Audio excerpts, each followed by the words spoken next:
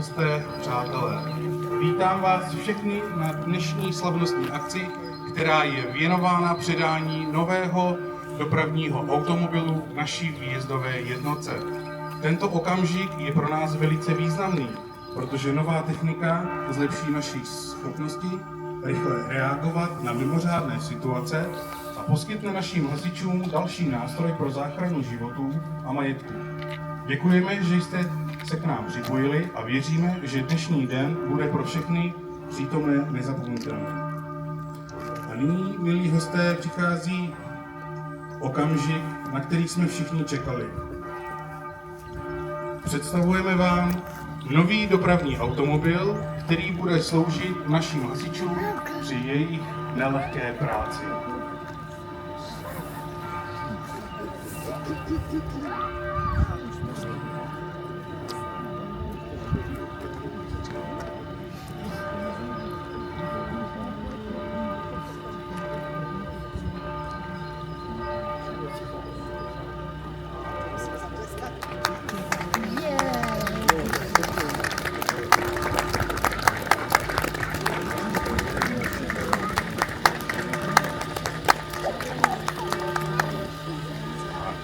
Tak a nyní bych chtěl předat slovo našim hostům a panu starostovi. Začneme panem Jaroslavem Čermákem.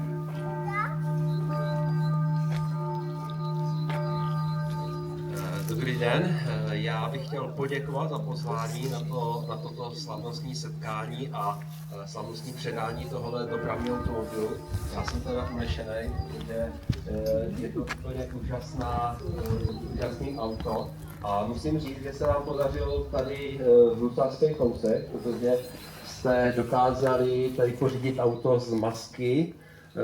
Myslím si, že je třeba poděkovat především panu starostovi obce, protože já funguji v masce svitavské a svitavská maska, přestože jsem to tam už několikrát jakoby se pokoušel pro hasiče probojovat, aby se pořizovala nějaká technika a tam za tu dobu ještě nic nebylo. Takže já přeju dobrovolným hasičům tady z Čisté, aby vám tato technika dobře fungovala, abyste byli s ní spokojení. Jezděte opatrně, abyste se vždycky v pořádku vrátili na svoji zbrojnici, na svoji stanici.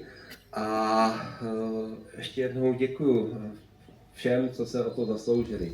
Takže ať vám to tady funguje, je to krásný a přeju hezký den. Takže vážení bratři hasiči, vážení občané, já samozřejmě chci taky poděkovat za pozvání, moc si toho vážím.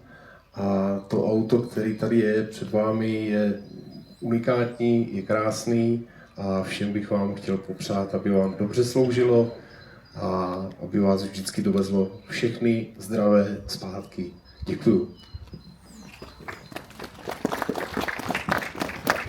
A nyní pan starosta obce Petr Dřínovský. Dobré odpoledne i ode mě. Já pár čísel. To auto, které vidíte, tak má fakturační hodnotu 2 182 000 korun. A když k tomu přičteme nějaké náklady s tím další spojené, pojištění a registrace a nějaké výběrové řízení, tak jsme zhruba na 2,25 milionu. To, co je super, a já za to moc děkuju takhle na dálku masce Litomyšlské, tak samozřejmě i Oldovi a ostatním hasičům, kteří kolem toho běhali, tak nám se podařilo získat zatím příslib dotace ve výši 95%. Takže to vypadá, že tohle auto, když to všechno klapne, tak bude nás stát obec 150 000. Tak to je docela slušný, si myslím. A já jsem na to Oldo koukal, poprvé na masce v Proseči v kanceláři byli v září roku 2023. Od té doby neskutečný kolotoč telefonů a ještě víc papíru, takže teďka jsme v poločase, protože auto máme tady. Auto jsme předevčírem zaplatili, takže obec je teďka o 2,25 milionu lehčí a teď ještě čekáme ten druhý poločas, abychom to dopapírovali a ty penízky dostali z větší části zase zpátky. Takže všem klukům hasičům, kteří se podíleli doposavat na tom, že jsme vybrali auto takovýhle a je v technickém stavu, v jakém je, tak za to moc děkuju.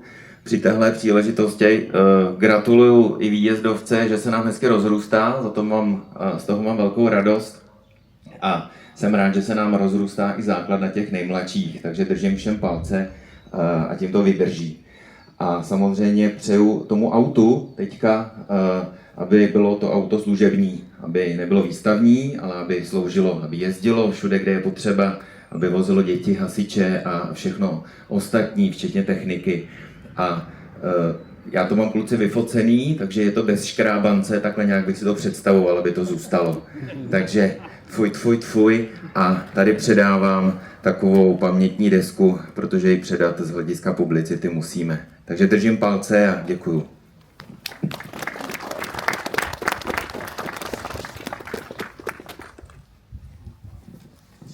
Tak a nyní bych chtěl předat slovo našemu veliteli výjezdové jednotky, Oldovi Vašinovému. Tak já vás tady všechny vítám. V první řadě bych chtěl poděkovat zastupitelům a hlavně panu starostovi, protože veškerou tu administraci provedl on sám, ale bylo to jednoduché. Toho papírování to bylo hodně a ještě bude. Chtěl bych poděkovat klukům za jejich práci a ať nám to slouží. Tak, dobré odpoledne vám všem přeju. Tak jsem rád, že jste vyrazili, i když moc není teplo, naštěstí nám neprší. A já tady poprosím slečnu hasičku, aby mě tady přidržela mikrofon, abych měl volné ruce. Ve jménu Otce i Syna i Ducha Svatého. Amen. Pán s vámi. Budou jezdit do boží ochrany a pomoci. I když budeme žehnat auto, tak žehnáme především právě těm, kteří ho budou užívat, kteří ho budou řídit, kteří v něm budou jezdit.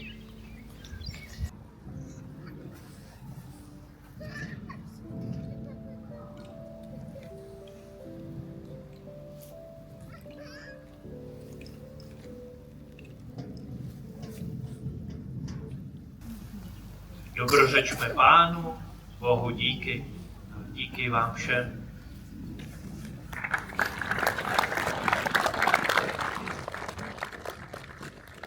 Děkujeme za požehnání.